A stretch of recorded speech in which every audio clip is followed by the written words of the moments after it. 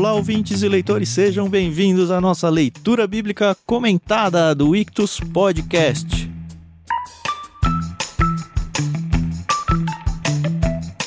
Eu sou o Thiago André Monteiro, @vulgutan, e estou aqui com o Thiago Moreira e a Carol Simão para a gente conversar sobre esse curtíssimo capítulo 24 de Gênesis. Bom dia! Oi pessoal, tudo bem? Aqui é a Carol Simão. E hoje nós vamos falar desse capítulo que ele é um misto aí de suspense, aventura, romance. Tá parecendo um dos planos do Clube Ictus, hein, Thiago? Bom dia, ouvintes. Capítulo 24 de Gênesis é um capítulo bem interessante, bem longo, né? O Thiago já brincou sobre isso. 67 versículos, certamente o mais longo que a gente viu até aqui. Mas uma narrativa bem leve, bem gostosa. E que nos dá uma espécie de transição aqui, ao mesmo tempo que a gente já vai começando a sentir a falta de Abraão, que vai saindo do cenário, e a gente vai sendo apresentado a Isaac, a Rebeca, e se acostumando com novos personagens importantes aqui do livro de Gênesis. É verdade. Se você tá com a gente, você sabe que a gente lê esse projeto aqui dentro da tradução NVT da Mundo Cristão, que graciosamente concedeu pra gente os direitos para usar ao longo de todo o nosso podcast. Então, muito obrigado, Mundo Cristão. Fica a dica aí pra vocês, a gente tem gostado muito dessa tradução, tá? Se você tem interesse em adquirir, a Bíblia de Estudo deles é fantástica, a gente tem usado ela bastante. E tem várias outras versões, tem aí dentro da descrição do programa links pra você comprar a sua Bíblia também e abençoar o nosso ministério. E mais à frente a gente volta pra falar um pouquinho de outras coisas.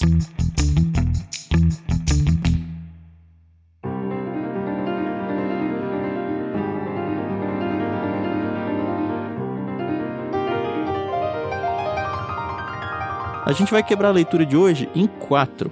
A gente vai primeiro do verso 1 até o verso 8, depois do 9 ao 27, depois do 28 até o 61 e aí do 62 até o final. Parece que é bastante, mas como o Thiago falou, é uma narrativa bem mais suave, bem mais fluida e muito mais envolvente do que tudo que a gente já passou aqui. Bom, então vamos lá. Eu vou abrir a leitura de hoje.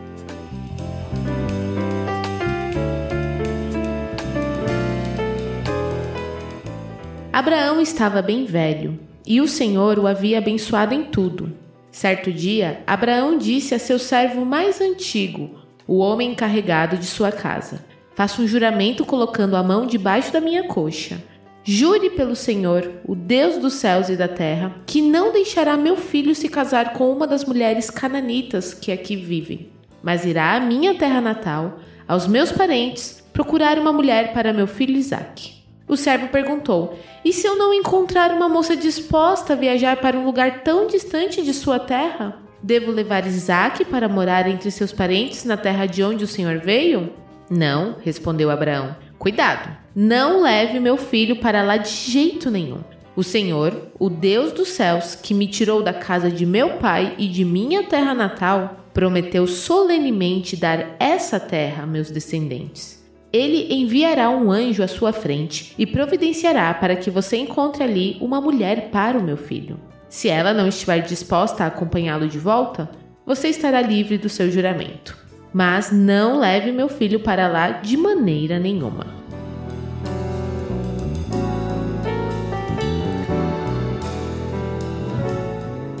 Já começa aqui uma dúvida minha, na verdade é apenas uma observação. Quando a gente vê o servo mais antigo de Abraão, na minha cabeça vem Eliezer. Na minha também. Mas não aparece o nome dele, né? E eu ainda fui ler em outra versão, na Ara, também não aparece Eliezer. Não tem o nome mesmo da pessoa. Também me vem à mente, porque na verdade é o único servo de Abraão que a gente sabe o nome também, né? Mas ele ser o mais antigo, dado que o Eliezer ia herdar a herança se não viesse nem Ismael e nem Isaque, eu acho que tende a trazer ele naturalmente à mente. Eu acho que vem à nossa mente, mas é difícil a gente afirmar que seja, porque o texto não afirma.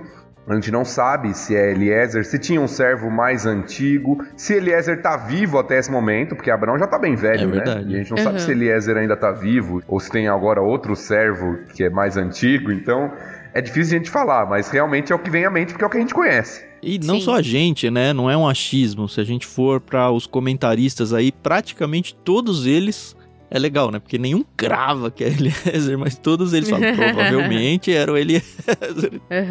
Interessante. Durante os meus estudos para esse capítulo, eu notei um detalhe muito, acho que significante, né? Eu sei que era uma cultura daqueles tempos que os pais escolhessem os noivos ou noivas para os seus filhos, né? E a gente vê que Abraão tá fazendo isso, né? E fica bem claro que ele não quer uma das mulheres que vivem ali, né? Na terra onde ele tá, uma cananita. Ele quer que o servo vá até a terra de onde ele veio, né? E aí, durante o estudo que eu fiz, um dos comentaristas falou assim, a gente não vê esse cuidado com Ismael, né? Porque a gente sabe tudo que aconteceu, que Abraão mandou Ismael embora com Agar, né? Mas a gente vê lá atrás, a gente já passou por isso, que Agar escolhe uma mulher egípcia, né? Pra Ismael se casar, né? Mas é interessante, porque é Agar que parece que escolheu a esposa, né? E Agar era egípcia, né? Ah, é? É, verdade. Então tem esse contexto também. Eu acho que tem algumas coisas interessantes aqui. Primeiro, a preocupação de Abraão. Eu acho que esse texto é um texto que mostra muito aquele dilema que muitas pessoas entram na teologia da soberania de Deus e da responsabilidade humana. E aqui Abraão, ele tem uma promessa de que ele seria o pai de uma grande nação, que essa grande descendência viria através de Isaac. Então ele poderia simplesmente falar, Deus vai cuidar, vai dar a esposa para Isaac, quem ele quiser dar e pronto, já está prometido e tal. Mas não, ele faz o seu papel, ele se responsabiliza, ele cuida de tudo que é necessário. Eu acho que essa perspectiva é muito boa em todo o capítulo, não só nessa primeira parte aqui já, mas em todo o capítulo, de que a providência divina, a soberania divina não elimina a nossa responsabilidade do que a gente deve fazer, do que a gente deve buscar. Então Abraão, ele sabe, ele está ficando velho, ele está próximo da morte, e ele precisa arrumar uma esposa para o seu filho. E o seu filho não era novinho mais, né? A gente vai ver no capítulo 25 que ele já tinha 40 anos aqui já. Sim. Não só a questão da promessa, mas dentro dessa promessa que o Thiago mencionou, tem a promessa de terra, né? De que, ó, você vai herdar esse local. E por isso o desespero dele aqui no verso 6 é um não com exclamação, assim. Eu não sei como isso se reproduz no hebraico, né? Mas tem o não, tem o cuidado. Não leve o meu filho de jeito nenhum pra lá. Porque é aqui que é a minha terra agora. Se ele for pra lá, ele fica lá. O desenvolvimento aqui desse início de narrativa é justamente essa preocupação com a aliança, né? Sim. Que envolve terra, que envolve a promessa, que envolve descendência. De não misturar com outros povos pagãos. Exato. E Abraão sabe, e aí eu gosto sempre, a gente sempre faz isso, né? De voltar a nossa mente também para a época do escritor, né? Sim. Porque os cananeus, quando Moisés está escrevendo aqui, são um problema para o povo de Israel. E existem várias advertências, porque eles vão entrar na terra deles e falar, ó, não se misturem. Eles vão fazer vocês se desviar do Deus de Israel. Então não façam casamentos com eles, não imitem suas práticas, não imitem seus costumes. E aqui Abraão lá atrás falando, olha, não pode ser de gente daqui, tem que ser lá do meu povo, da minha terra, então você vai até lá. E isso, como aplicação, evidentemente, serve para nós até os dias de hoje. Quando a gente fala de relacionamentos, de casamento e dessas coisas, né? Aqui a gente está falando de etnia, de nacionalidade, mas hoje a gente vê isso no contexto da igreja, de casamentos com pessoas que professam a mesma fé, que creem no mesmo Senhor. E quando isso não é observado, as consequências que isso traz. Isso é muito sério, né? Muito sério. Só quem realmente quis dar murro em ponta de faca e se casou sendo cristão com uma pessoa que não é cristã, sabe o que dá, assim. A parte de paixão no casamento e tal, ela acaba. E aí vem a questão de criação de filhos. O que a gente vai fazer? Vai apresentar a Deus ou não vai? A rotina de espiritualidade, de devoção, de frequência em igreja, sabe? Como é que funciona? Como é que vai lidar com tudo isso? Quando vierem os problemas normais de um relacionamento, como é que eu vou lidar com a parte de perdão, a parte toda de ética e de moral cristã, para não dizer o próprio relacionamento direto com Deus, assim, quanto que um casal realmente ganha e é abençoado quando os dois estão na mesma página. Quando não estão na mesma página, a tendência é que um se irrite com o outro, sabe? Um brigue com o outro, um se incomode com o outro, e quando chega filhos, piora ainda mais a equação. É. E isso era muito sério para Abraão, a gente consegue ver isso nessa primeira parte, porque ele faz o servo jurar, né? Uhum. Tem a parte do juramento aqui, jurar Sim. pelo Senhor. É. O que era muito forte naquele contexto, porque um juramento por Deus, ou até no contexto dos povos ao redor, pelos deuses, era mais ou menos assim: se você não fizer, Deus vai te castigar, Deus vai te cobrar. Então, jure pelo Senhor era algo muito sério. Sabe, eu tô comprometendo a minha vida aqui com esse juramento. Tem até o sinal de colocar a mão debaixo da coxa e tal ali, o que revela a seriedade do que, como Abraão tá levando essa tarefa, essa missão que ele deu ao servo a sério. E a gente vai ver que o servo leva muito a sério também, Sim, né? Sim. demais, né? Essa ideia de colocar a mão embaixo da coxa, eu já ouvi, apesar de que eu não encontrei ninguém escrevendo isso na pesquisa que eu fiz agora, de que é um eufemismo, para colocar a mão nas partes baixas, assim mesmo. Eu não sei se vocês já ouviram isso ou não. Eu já ouvi, eu li sobre isso também. Alguns dizem que não chega a ser, mas chega Próximo, a colocar próximo aos órgãos genitais ali. Alguns associam a isso, inclusive, a questão da promessa do cuidado com relação à descendência, que envolveria fertilidade, uma série de coisas. Outros defendem que não, que é simplesmente uma forma de expressar um voto solene.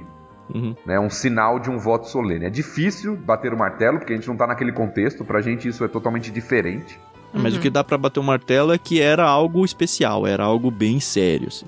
Isso, era um compromisso assumido com... Sempre que tem um sinal demonstra que aquilo é algo formal e sério. Né? Então, prometa pra mim, eu prometo. Ok, então faça esse sinal de aliança que você está fazendo comigo, que você vai fazer isso. Então a gente já viu sinais da aliança na Bíblia, né? O próprio arco-íris, a circuncisão, são sinais de alianças, de compromissos assumidos. E aqui é um sinal e um juramento. O que mostra que o negócio não é bagunçado, né? Então, era isso que eu ia falar, né? Como hoje em dia a gente acaba sendo muito leviano nessa parte, né? Ah, eu prometo, não, tudo bem, pode deixar, eu vou fazer. E não leva a sério do jeito que é, né? Que deveria ser, né? Então você vê que, poxa, olha aqui como eles estão levando isso a sério, como é importante, né? Pro Abraão que o servo dele entenda realmente o que ele tá buscando, né?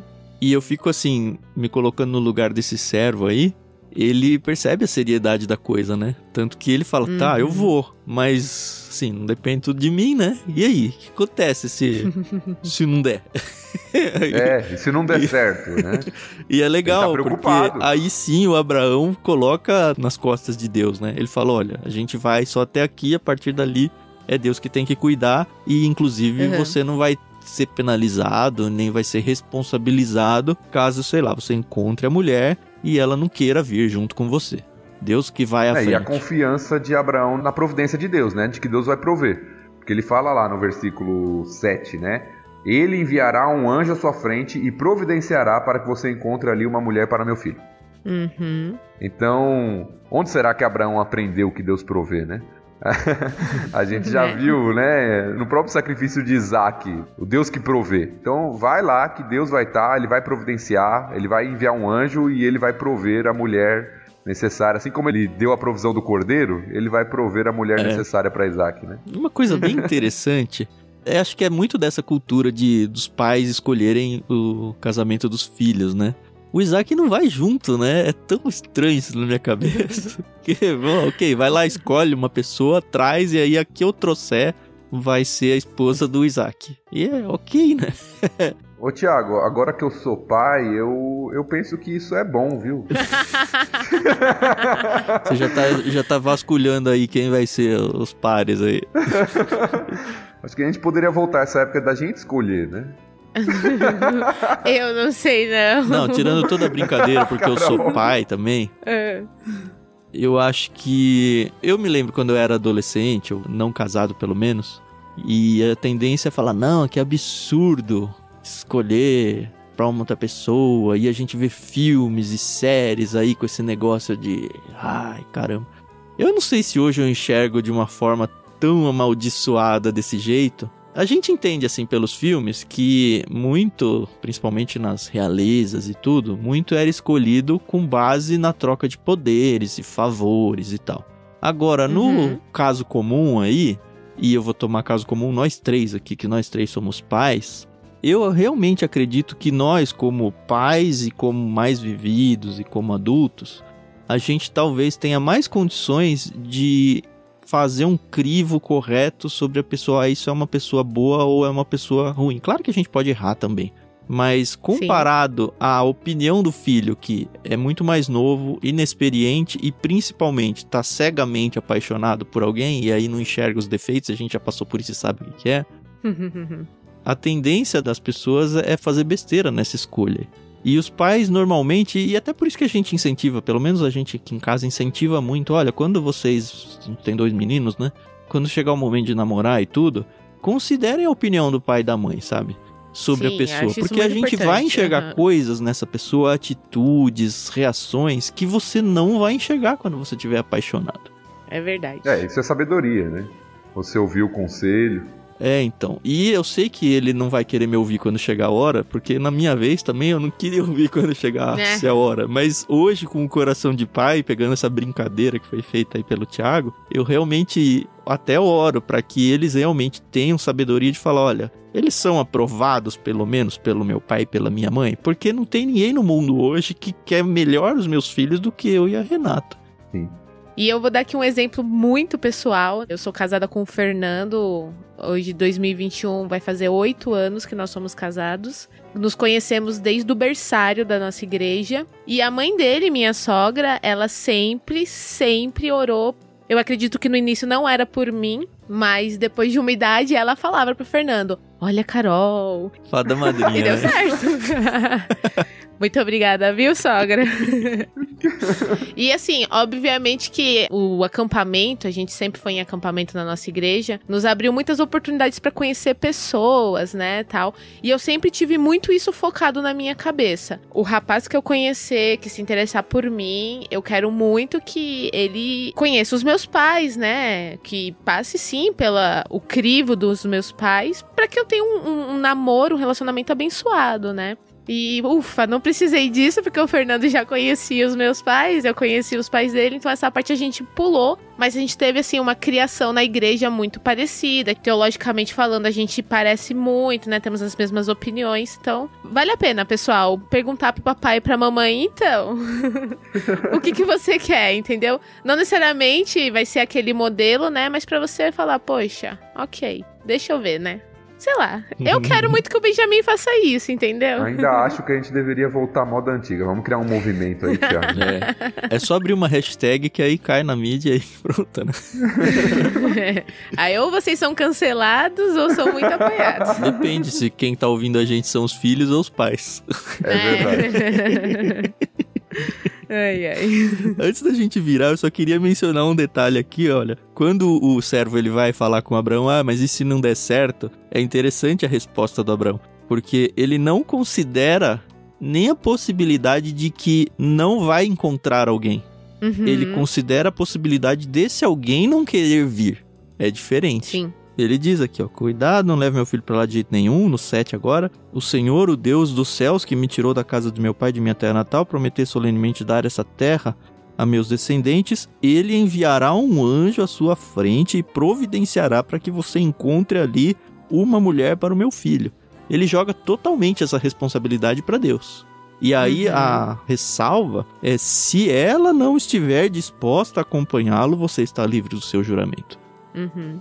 Mas aí me deu uma dúvida agora. Seria apenas uma mulher que apareceria? Porque, se ele encontrou uma moça e ela disse não, ele pode partir pra Tinha que ser alguém da família dele. Então, não sei. Teve um capítulo que a gente passou, que acho que foi o último, que estava acontecendo lá com a família de Naor. Aqui, ó, no final do 22. Pouco tempo depois, Abraão ficou sabendo que Milca, mulher de Naor, irmão dele, lhe tinha dado filhos. O mais velho recebeu o nome de Uzo, o segundo mais velho Buz, seguido de Quemuel, antepassados arameus, e aí vem uma lista enorme de filhos. Até Betuel. No 23 menciona entre parênteses que foi o pai de Rebeca. Mas talvez ele já soubesse que, enfim, tem pelo menos a Rebeca lá, não sei. Certamente ele sabia que tinham mulheres lá... Da família, né? Isso, da família, por isso que ele envia, né? Ó, vai lá, minha família... Mas eu acho que o foco é justamente isso que você destacou, Thiago. A confiança de Abraão de que Deus iria resolver a situação. Uhum. Então você vai lá, você vai buscar, você vai atrás, mas Deus que está à frente, ele vai enviar seu anjo, ele vai separar a pessoa. Como então... você já falou, ele já viveu a experiência do sacrifício lá do Isaac, onde ele falou, Deus vai providenciar o cordeiro, e providenciou, né? Exato.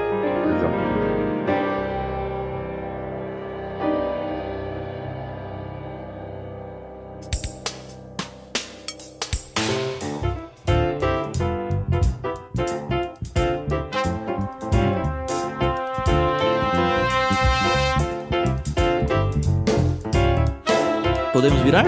Vamos lá. Então vamos a partir do verso 9 agora.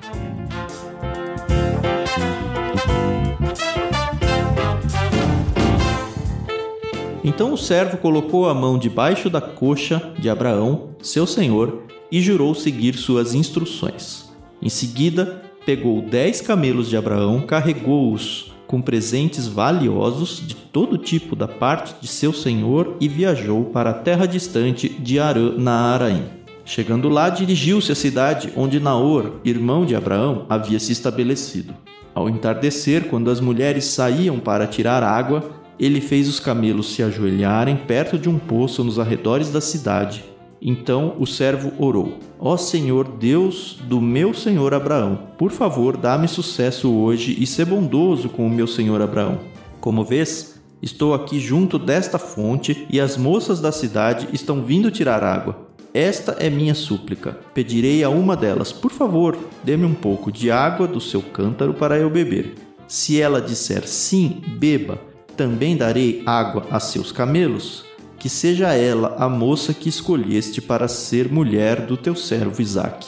Desse modo saberei que foste bondoso com o meu senhor. Antes de terminar a oração, o servo viu aproximar-se uma moça chamada Rebeca, que trazia um cântaro no ombro.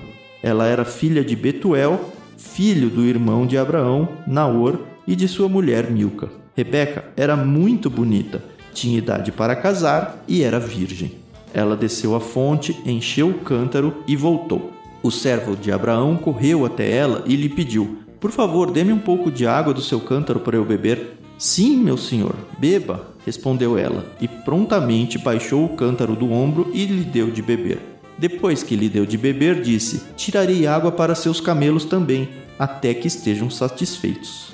Esvaziou depressa o cântaro no bebedouro e correu de volta ao poço para tirar água para todos os camelos. O homem a observou em silêncio, pensando se o Senhor lhe tinha dado sucesso em sua missão. Por fim, quando os camelos terminaram de beber, o servo deu à moça uma argola de ouro para o nariz e 2 pulseiras grandes de ouro para os braços. De quem você é filha? Perguntou ele. Diga-me, por favor, se seu pai tem lugar para nos hospedar esta noite. Sou filha de Betuel, e meus avós são Naor e Milca, respondeu ela. Temos bastante palha e forragem para os camelos e espaço para hóspedes. O homem se prostrou e adorou o Senhor. Louvado seja o Senhor, Deus de meu senhor Abraão, disse ele. O Senhor demonstrou bondade e fidelidade ao meu senhor, pois me conduziu até seus parentes.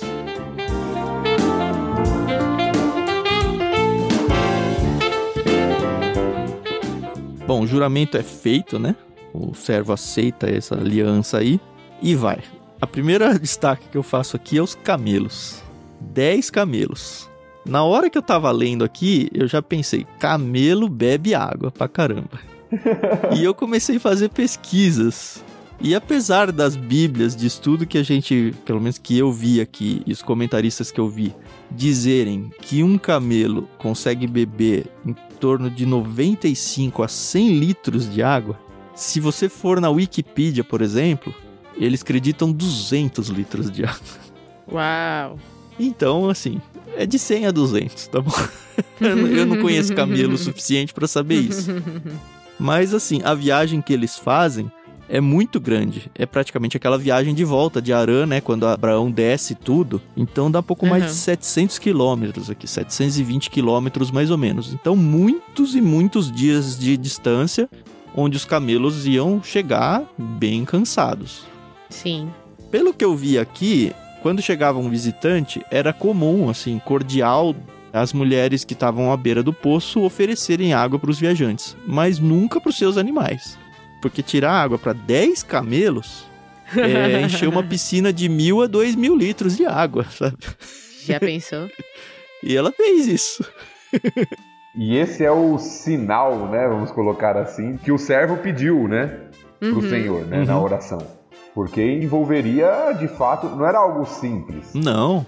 Assim, o pote dela, o cântaro dela, uns 10 litros, pra encher 1000 litros... Pelo que eu pesquisei. 11 litros cabia um cântaro. Então, seria mais ou menos 100 puxadas de água do poço. No fim da tarde, né, que eles começam aqui. Até que hora que ela ficou puxando água lá pra eles, sabe?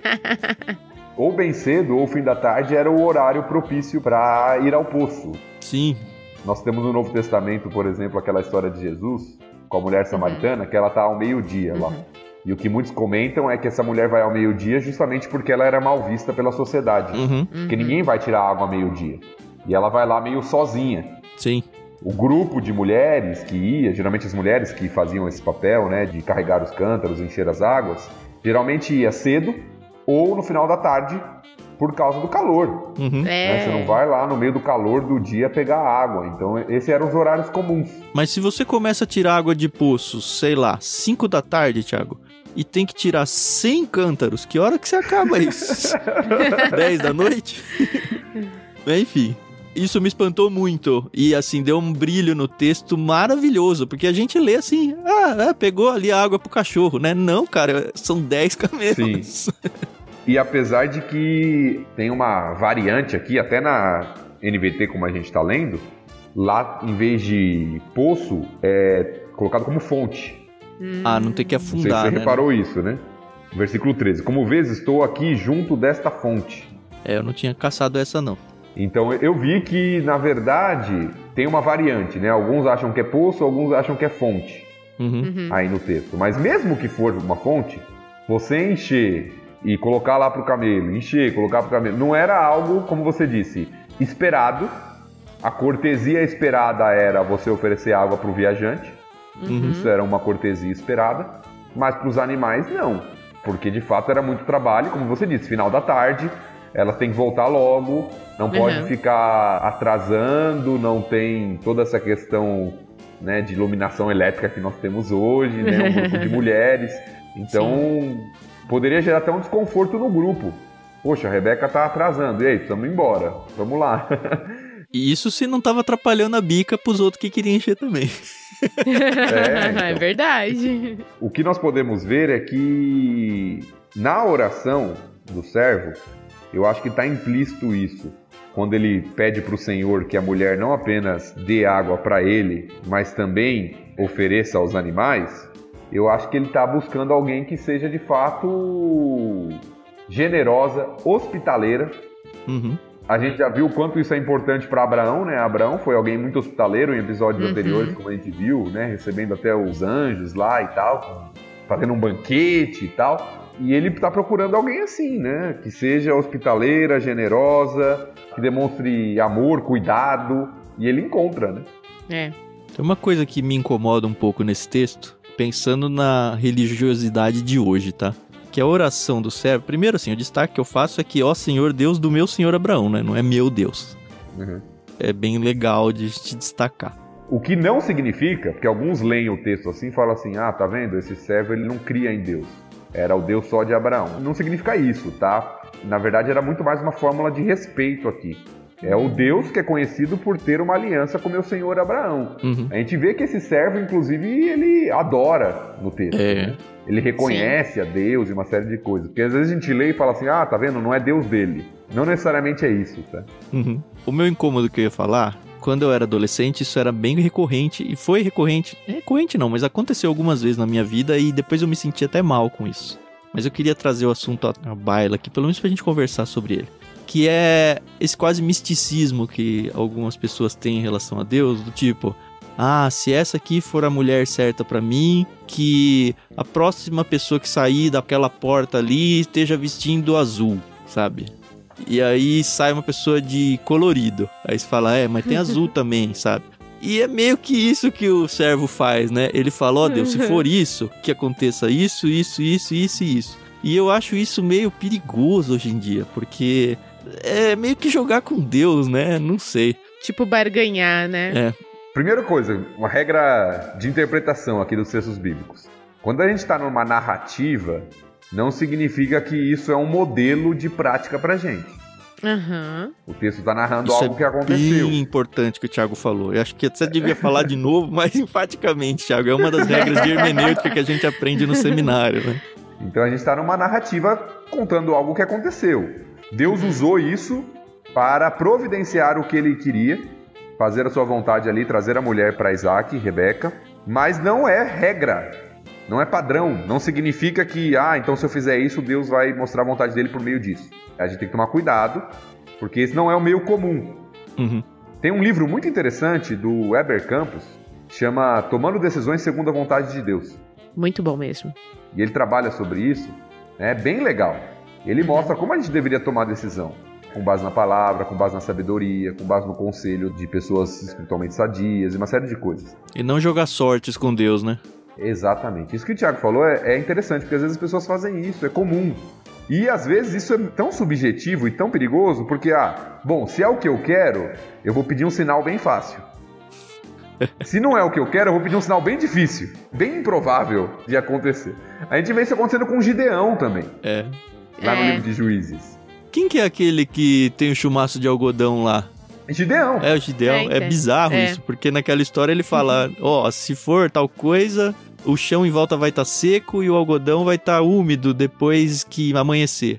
E aí acontece isso, mas aí você pensa, cara, é isso que ia acontecer sempre, né? Tanto que ele refaz a coisa e fala, tá bom, agora é o contrário, né? É o contrário, Então, boa colocação do Thiago, para mostrar que isso é uma narrativa e Deus usou, mas isso não é o padrão, né? Não tome decisões na sua vida assim, porque você pode estar tomando decisões achando que é Deus comprovando algo e na verdade não é. Nós temos outros recursos que Deus nos dá, muito mais confiáveis, como a sua palavra, como o conselho de pessoas. A gente até falou de pais, né? Sim. De líderes espirituais, de pessoas maduras.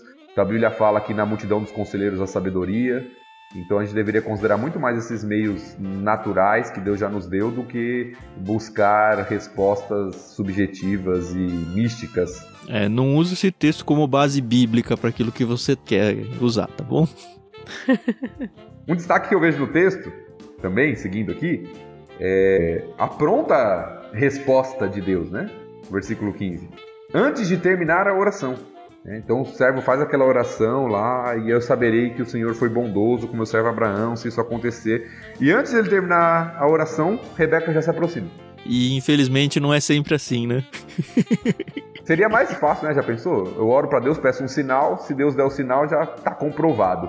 Mas eu acho que Deus não quer fazer isso conosco, né? Ele quer realmente nos trazer para dependência, para busca de sabedoria.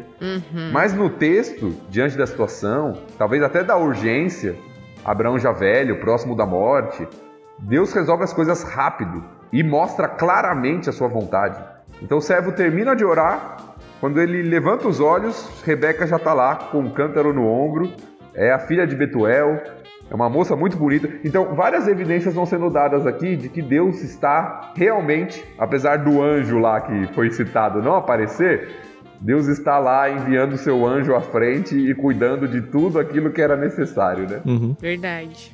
Tem uma coisinha que a NVT ela falou, mas as outras versões mais antigas, elas dão um destaque que eu acho importante. No verso 16 fala, Rebeca era muito bonita, tinha idade para casar e era virgem. E aí, segue. Se a gente for, por exemplo, numa que eu uso bastante, que é o meio da Revista Atualizada, na 16 diz, a moça era muito formosa de aparência, virgem a quem nenhum homem havia possuído. Como eu sei que a Revista Atualizada ela é muito mais próxima do texto mesmo, muito provavelmente, e o Thiago pode talvez confirmar isso pra gente aí, esse virgem a quem nenhum homem havia possuído tá realmente no original. E por que eu tô querendo destacar isso? Porque cresci no meio de muitos não cristãos questionando a virgindade de Maria. E aí sempre eu ouço dizendo que porque a palavra para virgem é a mesma para moça. E aí é uma forçação de barra dizer que a Maria era virgem. Eu não sei se no hebraico também tem isso, porque enfim, lá no outro é grego. E lá no Novo Testamento, se a gente for honesto com o texto, ele também fala virgem nesse sentido. Não teve relações com nenhum homem, bem explícito, assim. É bem desonesto de quem tenta levar para uma tradução de que é moça só, mas aparentemente aqui em Gênesis é bem destacado. Olha, ela não teve relações sexuais com ninguém antes. E tá no texto sim, Tiago. Literalmente, virgem a que nenhum homem conheceu. Né? Naquele termo que era usado lá no Antigo Testamento, também como um eufemismo, né? Quando fala Adão conheceu sua mulher e eles tiveram filho. Isso. Né? Falando de relacionamento sexual, né? Enfim, só um pop-upzinho que eu queria abrir aqui pra não deixar margem pra nada. Eu acho que o texto segue e aí nós vemos Rebeca falando exatamente aquilo que o servo tinha pedido para Deus na oração, né? Sim, meu senhor, beba, no versículo 18. Também tirarei água para seus camelos, até que estejam satisfeitos, né? A gente já falou um pouquinho sobre isso, né? A quantidade de água que isso geraria. Então nós vemos aqui Rebeca como uma disposição de serva, né? E alguém que vai fazendo... Eu acho interessante os paralelos, né? Porque assim como Abraão era alguém hospitaleiro, Rebeca foi alguém hospitaleiro. A gente viu no mesmo texto lá que Abraão acolhe os anjos, que Abraão fazia tudo depressa, com prontidão. E aqui Rebeca faz o mesmo. Versículo 20. Esvaziou depressa o cântaro no bebedouro, correu de volta ao poço, a fim de tirar água para todos os camelos. Note que aqui, esse é o paralelo que alguns falam, né? Tem a fonte e tem o poço no texto. Certo. Né? Você tem a fonte de água e tem o poço da onde era... Por isso que fica um pouco dúvida. Mas o que nós vemos? Rebeca é alguém que tem grandes virtudes. E virtudes semelhantes às de Abraão. Como disposição de servir, hospitalidade, prontidão. E parece que isso vai servindo até como sinal de Deus de que ela é a mulher. E é interessante ver o servo porque ele não se precipita. Apesar da resposta ter sido imediata, no 21 fala: o homem a observou em silêncio, pensando se o Senhor lhe tinha dado sucesso em sua missão. Porque demorou, a gente já viu aí, né? E ele não foi, que beleza, respondida a oração, vamos, e acabou.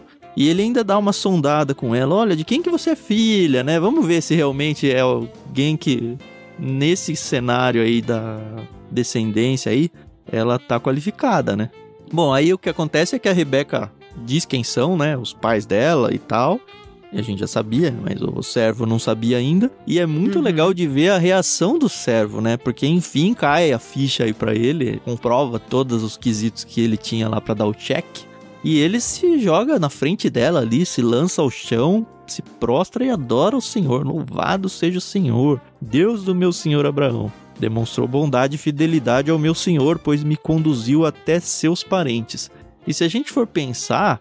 Esse servo nunca acho que tinha visto os parentes dele. Ele viajou 700 e cacetada quilômetros.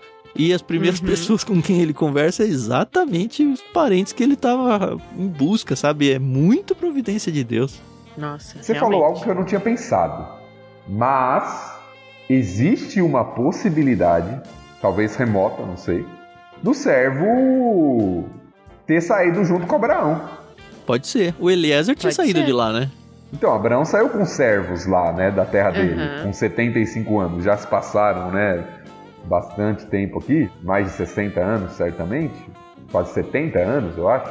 Mas é possível que esse servo, como era o servo mais antigo, ele conhecesse, não Rebeca, evidentemente que não era nascida, mas conhecesse o local, né, a região, porque talvez ele saiu de lá. E quando mencionou os nomes, né, Milca, Naor, são nomes comuns para ele. Sim. Aliás, seriam nomes comuns de qualquer forma, né? Porque tinha chegado a notícia de que, Naor e Milca tiveram filhos lá. Mas talvez, é possível a gente imaginar que ele conhecesse Naor. Sim. Rebeca certamente não, mas Naor é possível. Mas a gente vai ver ali à frente que quando eles se encontrarem de verdade, não vai dar nenhum indício de que, meu grande amigo, vem aqui me dar um abraço, nada assim. Sim. É mesmo porque ele era um servo, né? Não pode, né?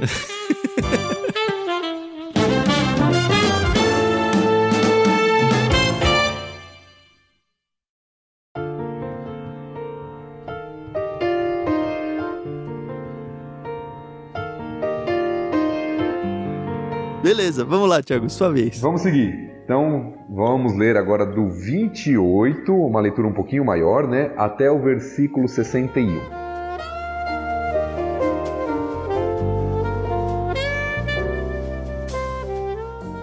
A moça correu para casa e contou à família tudo o que havia acontecido. Rebeca tinha um irmão chamado Labão, que foi prontamente à fonte para conhecer o homem. Ele havia visto a argola para o nariz e as pulseiras nos braços da irmã. e tinha ouvido Rebeca contar o que o homem dissera. Assim, apressou-se até a fonte, onde o homem ainda estava parado perto dos camelos. Labão lhe disse: venha e fique conosco, abençoado do Senhor. Por que ficar aí fora? Já mandei arrumar acomodações para você e seus homens e lugar para os camelos. Então o homem foi com ele para casa. Labão mandou descarregar os camelos, dar palha para os animais se deitarem e forragem para comerem, e água para o homem e seus ajudantes lavarem os pés. Quando a refeição foi servida, porém, o servo de Abraão disse: não comerei enquanto não explicar o motivo da minha vinda. Está bem, disse Labão, fale. Sou servo de Abraão, explicou ele. O Senhor abençoou grandemente o meu senhor, e ele se tornou um homem rico. O Senhor lhe deu rebanhos de ovelhas e bois, uma fortuna em prata e ouro, e muitos servos e servas, camelos e jumentos. Quando Sara, mulher do meu senhor, era muito idosa, deu à luz o filho dele. Meu senhor deu tudo o que possui a este filho, e me fez jurar, dizendo: não permita que meu filho se case com uma das mulheres cananitas que aqui vivem. Vá à casa de meu pai, aos meus parentes, procurar uma mulher para meu filho. Mas eu perguntei ao meu senhor: e se eu não encontrar uma moça disposta a voltar comigo? Ele respondeu: o Senhor, em cuja presença tenho vivido, enviará um anjo com você e lhe dará sucesso em sua missão. Encontre uma mulher para meu filho entre os meus parentes, da família de meu pai. Então você terá cumprido sua obrigação. Se, porém, você for aos meus parentes e eles não deixarem a moça acompanhá-lo, estará livre do juramento. Hoje, quando cheguei à fonte, fiz a seguinte oração: ó Senhor, Deus do meu senhor Abraão, por favor, dá-me sucesso em minha missão. Como vês, estou aqui junto desta fonte. Esta é minha súplica. Quando uma jovem vier tirar água, eu lhe direi: por favor, dê-me um pouco de água do seu cântaro. Se ela disser sim, beba, também darei água a seus camelos? Que seja ela a moça que escolheste para ser mulher do filho do meu senhor. Antes de terminar de orar em meu coração, vi Rebeca vindo com um cântaro no ombro. Ela desceu à fonte e tirou água. Eu lhe disse: por favor, dê-me um pouco de água do seu cântaro para eu beber. Prontamente ela baixou o cântaro do ombro e disse: sim, beba. Também darei água aos seus camelos. Eu bebi e ela deu água aos camelos. Em seguida perguntei-lhe: de quem você é filha? Ela respondeu: sou filha de Betuel, e meus avós são Naor e Milca. Então coloquei a argola em seu nariz e as pulseiras em seus braços. Depois prostrei-me e adorei o Senhor. Louvei o Senhor, Deus do meu senhor Abraão, pois ele havia me conduzido até a sobrinha neta do meu senhor, para que ela seja a mulher do filho do meu senhor. Agora digam-me se mostrarão bondade e fidelidade ao meu senhor. Por favor, respondam-me sim ou não, para que eu saiba o que fazer em seguida. Labão e Betuel responderam: é evidente que o Senhor o trouxe até aqui. Sendo assim, não há nada que possamos dizer. Aqui está Rebeca. Tome-a e leve-a com você, que ela seja a mulher do filho do seu senhor, como disse o Senhor. Quando o servo de Abraão ouviu a resposta, prostrou-se no chão e adorou ao Senhor. Em seguida, entregou a Rebeca joias de prata e ouro e vestidos. Também deu presentes valiosos ao irmão e à mãe de Rebeca. Então o servo e os homens que o acompanhavam comeram e passaram a noite ali. Logo cedo, na manhã seguinte, o servo de Abraão disse: enviem-me de volta ao meu senhor. Mas o irmão e a mãe de Rebeca disseram: queremos que Rebeca fique conosco pelo menos 10 dias. Depois ela poderá partir. O servo, porém, disse: não me detenha. O Senhor me deu sucesso em minha missão. Agora enviem-me de volta ao meu senhor. Pois bem, disseram eles, chamaremos Rebeca e pediremos a opinião dela. Chamaram Rebeca e lhe perguntaram: você está disposta a ir com este homem? E ela respondeu: sim, estou. Com isso, eles se despediram de Rebeca e a enviaram com o servo de Abraão e seus homens. A serva que havia amamentado Rebeca a acompanhou. Na hora da partida, abençoaram Rebeca dizendo: nossa irmã, que você se torne mãe de muitos milhares, que seus descendentes conquistem a cidade de seus inimigos. Então Rebeca e suas servas montaram nos camelos e seguiram o homem.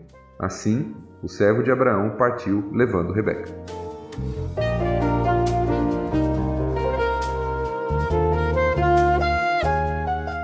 Eu quero fazer só uma observação aqui. Eu nunca vou esquecer a primeira vez que eu li que Labão era irmão de Rebeca. A minha cabeça fez... Porque eu sempre soube que ele era o pai de Raquel e Lia, né? Que mais pra frente a gente vai ler e tal. Mas eu não sabia que ele era o irmão de Rebeca. E eu acho que eu era adolescente quando eu realmente me atentei a isso. Gente, foi um divisor de águas. Nossa. E aí, o que acontece? Isso me fez não gostar de Labão desde o início. Mas o texto aqui já dá indícios de que o Labão é muito avarento, é muito interessado na grana aqui, né? Uhum. Dá vários indícios disso, é interessante. É como se fosse um spoiler, né? Apresenta Labão de uma forma... Se você não conhece a história seguinte, você pode até ficar em dúvida. Uhum. Mas se pelo menos dúvida você fica, né? Isso. Ele tá sendo hospitaleiro ou ele tá de olho nos presentes, né? Mas depois que você conhece Labão, você vê que algumas coisas se repetem, né? Eu não quero adiantar muito a história de Labão, mas algumas coisas que acontecem aqui se repetem, né? Mas o texto diz aí, Labão... Aqui, Rebeca tinha um irmão chamado Labão que foi prontamente à fonte conhecer o homem. Ele havia visto a argola para o nariz e as pulseiras nos braços da irmã. É assim, antes de ter ouvido o que Rebeca contou, sabe? Você fala, opa, ouro, né? E aí você vê ele bajulando, claramente, assim, pra mim não tem dúvida nenhuma, né? Vem abençoado do Senhor. Quando alguém fala pra você abençoado do Senhor, desconfie, né? Já mandei arrumar as acomodações pra você. Vou te tratar bem. Então. E é interessante que o servo não dá a mínima pra isso, né? Ele provavelmente sacou nem o servo e nem o texto no sentido da reação do servo a isso. Inclusive o servo dá presentes para o irmão e para a mãe, não fala que dá presente para o pai, né? O que eu achei bem esquisito ali, mais à frente. Mas a gente vê assim, essa figura de Labão aparecendo, a gente vê toda a negociação acontecendo, então na primeira parte do texto que a gente já tinha lido, fica claro o escrutínio pelas credenciais da Rebeca. Ela tinha que ser hospitaleira, ela tinha que ter todas as características aí que a gente já mencionou. Agora é o contrário, né? É o servo falando para a família, olha, o Abraão é isso, ele é rico, ele é poderoso, ele teve um filho. Então meio que convencendo a família de que é de fato uma boa ideia mandar a filha deles ali. É a negociação do casamento, né? É isso, é a negociação. E a evidência de que a resposta vem deles mesmo, né? De Labão e de Betuel, de que é incontestável de que Deus está com Abraão, né?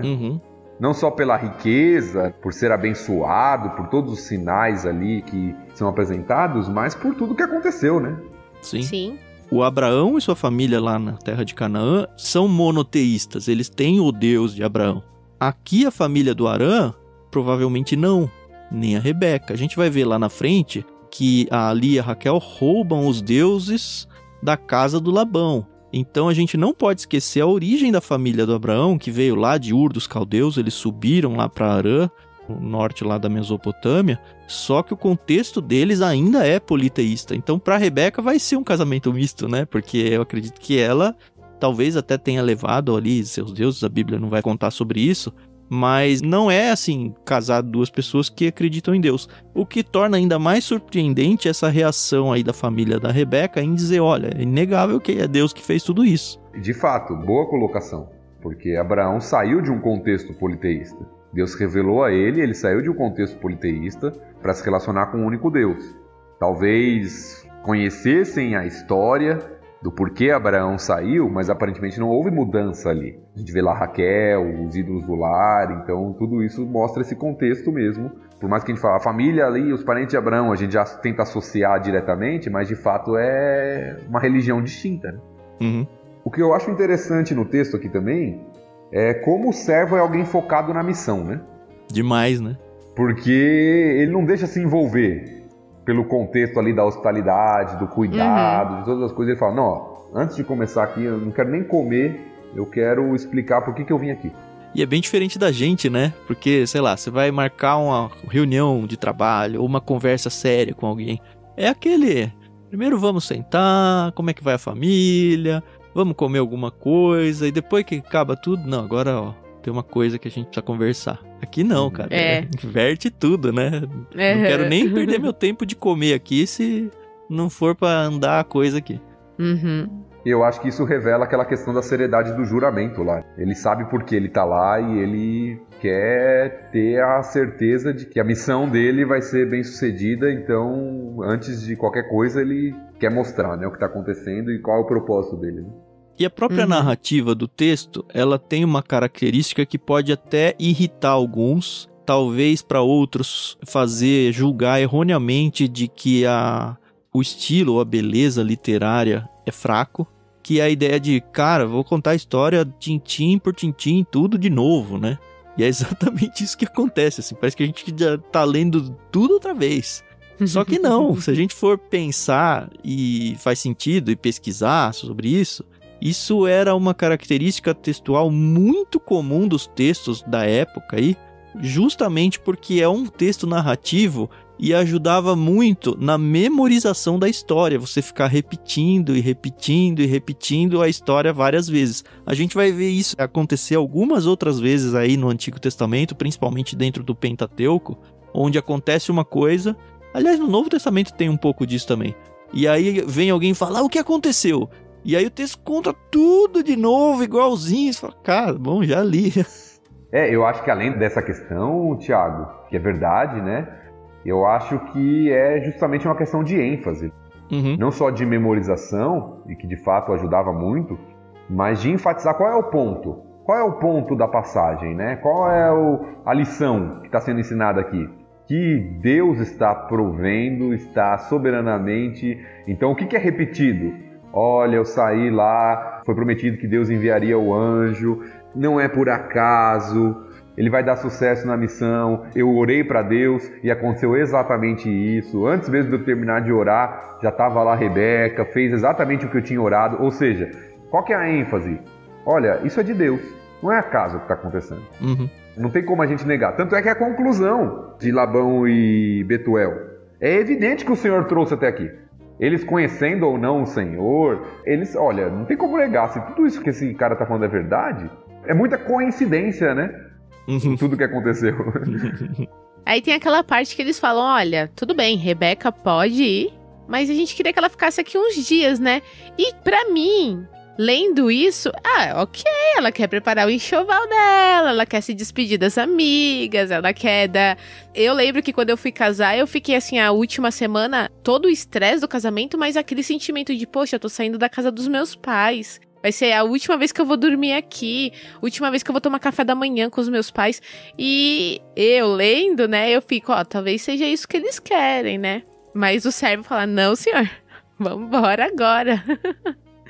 Eu acho que tinha, minha sensação, tá? Não li isso, mas eu tenho a impressão, por outras histórias, que era uma tentativa de prolongar mais, não era simplesmente 10 dias e ela vai, deixa a gente se despedir.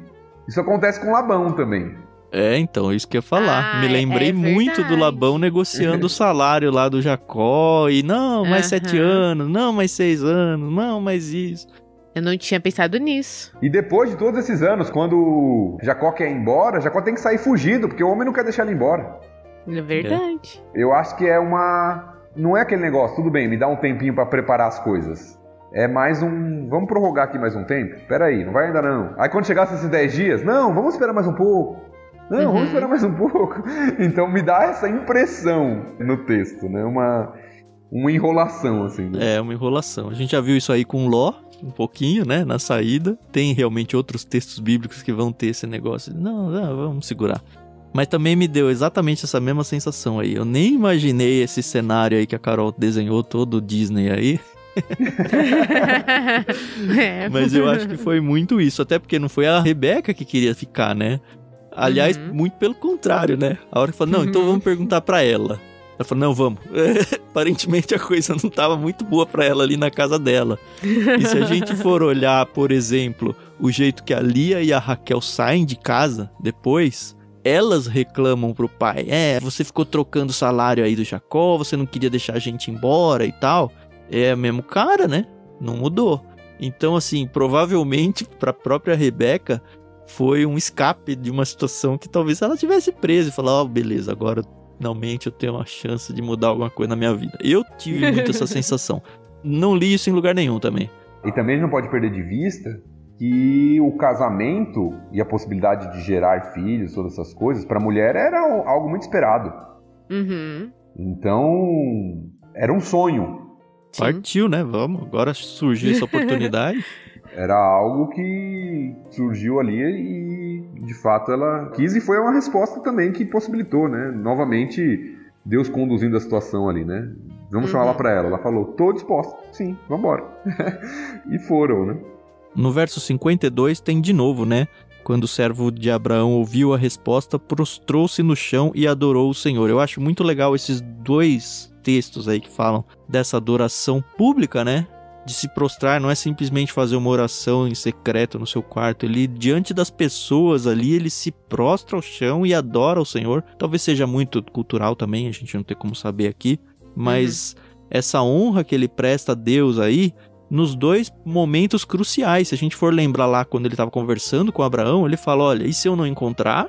A preocupação era encontrar e a preocupação era ela não quiser vir. E ele se prostra e dá glórias a Deus nesses dois exatos momentos. No momento em que ele encontra a Rebeca e se convence de que de fato essa é a mulher que Deus tinha. E no momento em que ela, no caso a família, né, aceita que ela vai. O que é interessante, né, o que demonstra que esse servo, ele realmente se preocupava com Abraão. Ele não estava só preocupado com a missão que foi dada para ele, dele cumprir o juramento. Porque no primeiro, ok, encontrou a mulher, aí ele se prostra e adora. No segundo, se a mulher não quisesse vir, ele já estava livre. Ele não teria nenhum prejuízo. Mas quando acontece de eles permitirem que Rebeca fosse, ele se alegra. Então ele se alegra por Abraão, por Deus estar demonstrando sua bondade, como ele falou, e fidelidade com Abraão. Então é um servo que não era simplesmente um servo, aparentemente. Era alguém que realmente amava o seu senhor ali. Seu senhor humano, né, Abraão. Interessante ver a bênção da família para ela, né? Que aqui é praticamente um poema. Apesar deles serem politeístas e tudo, é extremamente casado com a ideia da aliança e tudo que a gente já tá esperando, né? Até nos termos, né? Se torne mãe de muitos milhares. A promessa de que Abraão seria o pai de uma grande nação. E depois que seus descendentes conquistem a cidade dos seus inimigos. A própria palavrinha descendente, que é uma palavra que a gente já viu que até aqui é extremamente repetida em Gênesis, né? A descendência, a semente. Sim, descendência, a terra sendo dominada, tudo, né? Em 2 versos.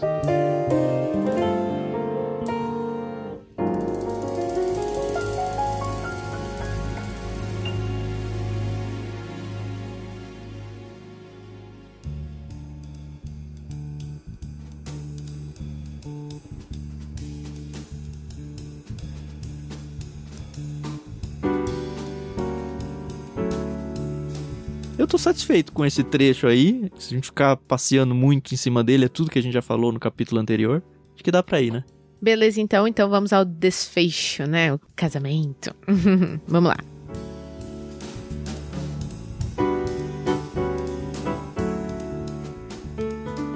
Nesse meio tempo, Isaac, que morava no Neguebe, havia regressado de Beer-Lairoi. Ao entardecer, enquanto caminhava pelo campo e meditava, levantou os olhos e viu que camelos se aproximavam.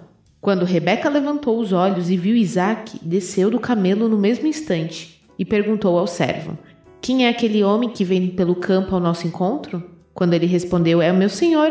Rebeca cobriu o rosto com um véu. Depois, o servo contou a Isaac tudo o que havia feito. Isaac a levou para a tenda de Sara, sua mãe, e Rebeca se tornou sua mulher. Ele a amava profundamente e nela encontrou consolação depois que sua mãe morreu.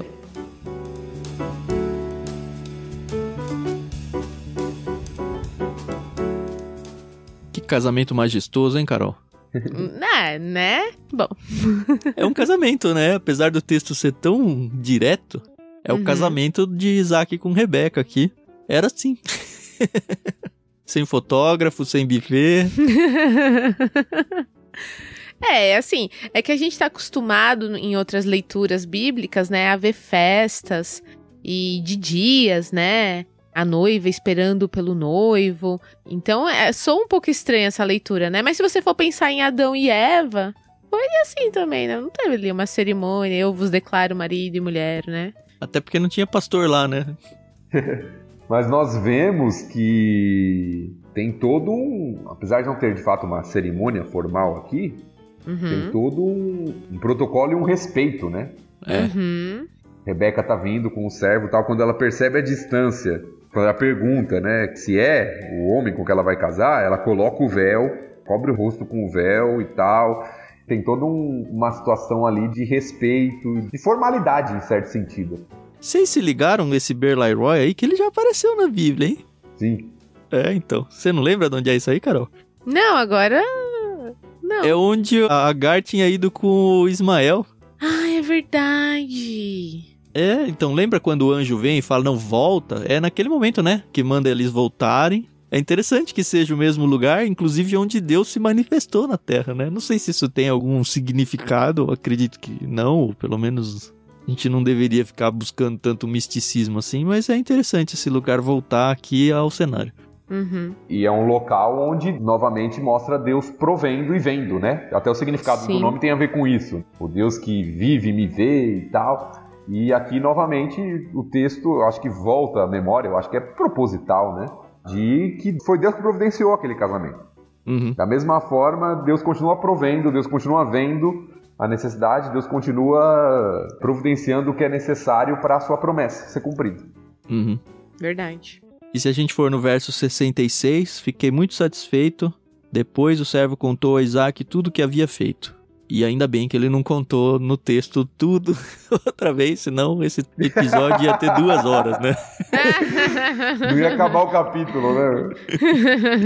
Deixa eu resumir aqui, né? E aí, enfim, a gente não mencionou no começo do episódio que a Sara tinha morrido, né? A gente falou isso no fim do último episódio, mas a gente não fez esse review aí, essa lembrança de que, de fato, a Sara tinha acabado de morrer e essa foi, aparentemente, a forma em que o Isaac foi consolado pela morte da mãe. E é interessante isso, né?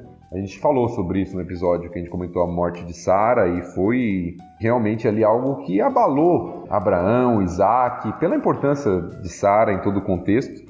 E aqui Deus usa, inclusive, a provisão de uma esposa para Isaac para consolá-lo e mostra que ele a amava profundamente, né, o que o texto diz na tradução aqui da NVT. E vai mostrar novamente esse contexto de carinho, de cuidado, de amor dos patriarcas com a esposa, né? A gente tem o costume de olhar para o contexto antigo e falar, não, a mulher era tratada... não tinha muito valor e tudo, e é verdade, né? Então você vai para algum contexto, algumas culturas, mas Abraão, Isaac, eram homens que realmente amavam muito suas mulheres, né? Suas esposas. Sim. E servem como modelo, inclusive, quando o Novo Testamento vai falar de amar a esposa. Né? E sai uma mulher aqui da história, protagonista da história, né? Para entrar outra mulher que vai ser protagonista e muito importante para o desenrolar do enredo aí. Sim.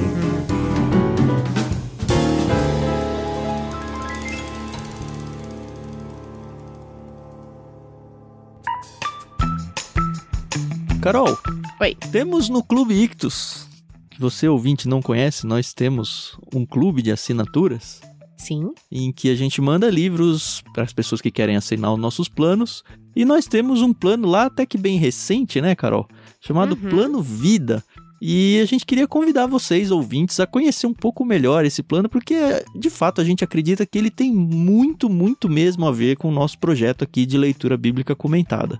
Com o Thiago aqui junto com a gente, que não vai deixar a gente mentir, a gente fez uma curadoria aqui de livros, pesquisando com várias pessoas, inclusive com o próprio Thiago, que é pastor, trabalha com aconselhamento bíblico já há bastante tempo, ele tem uma formação bastante ampla. A gente normalmente não fica dando muito crédito a nós mesmos aqui, mas assim, a qualificação dele é muito boa nessa área e ele com certeza é uma das pessoas que ajudou a gente na escolha dos livros que a gente manda nesse plano. Mas conta um pouquinho como é que funciona ele, Carol.